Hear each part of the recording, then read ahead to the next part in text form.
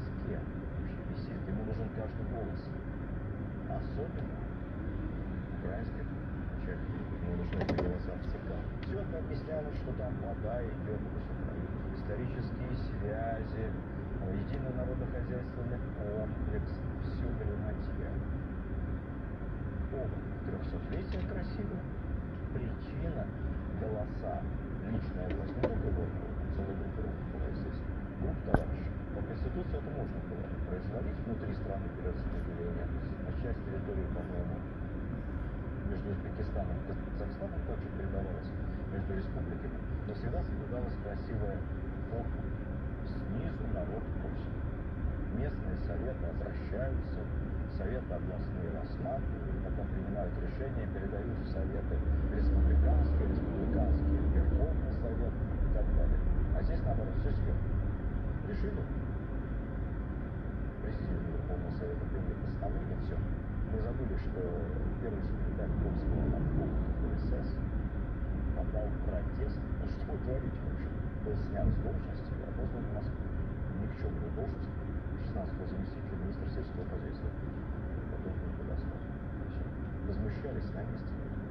Ну ладно, это мы отвлеклись. Даже 1954 год не случайно.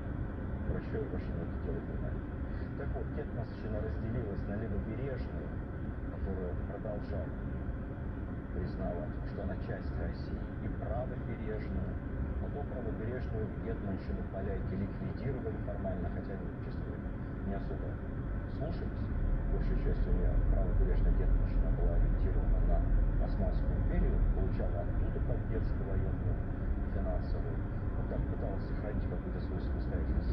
Так, чтобы совсем вас запутать, могу вам сказать, что была еще помимо левобережной, правобережной Гетманщина, значит, бывшая у нас Венесуэлы, и окрестности. Там была еще одна Украина ханская. Это тоже были отдельно сориентированные под протекторатом крымского хана, то бишь Османской империи. У нас довольно долго сохранилась на левом берегу Днепра Гетманщина. Организация управления была похожа на донских казаков, организацию войска Донского, и либо слободских казачьих полков, так называемой Слободской Украины. Но это совсем уже забыли, но Слободская Украина это где Харьков, Изюм, Бахмут, тот район. Слободская Украина никакого отношения не имеет, естественно, к Белоруссии, вообще окраина. Такая полувоенная казачья организация жизни. Территория гетманства делилась на полки, полки на сотни, сотни на курени, атаманы избирались. В полках власть принадлежала полковникам, полковой старшине. А высшая административная, военная, судебная, финансовая была дарована гетману. Гетман опирался уже на аппарат определенный, там были судьи, писари, опознанные, уничтоженные, ну и прочее. Ну, в общем, вся эта система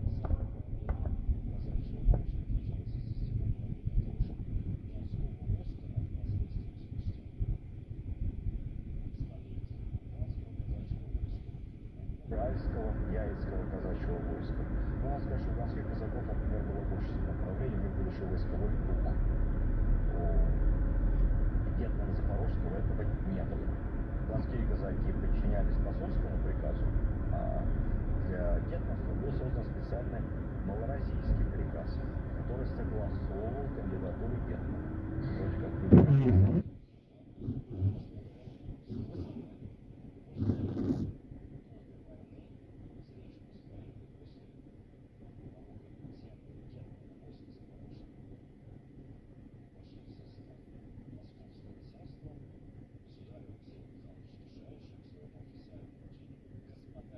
Русской или государь всея России. Теперь конкретизируем. Всея великая, малая и белая Россия самодержится. Добавим малую Россию. Малая Россия откроется, на самом деле. Малая Русь. Миллион объяснений есть на Русь. Малая Россия, потому что она маленькая, а великая, потому что она большая. Не очень для малорусов приятное объяснение, но есть такое. Есть другое объяснение, гораздо более, на мой взгляд, комфортное. Это как малая родина, малая Россия. Это исконная Россия. Она оттуда пошла с берегов Днепра. Потом двигалась, колонизировалась на северо-восток, на север, по всю сторону. Исконная Россия, малая.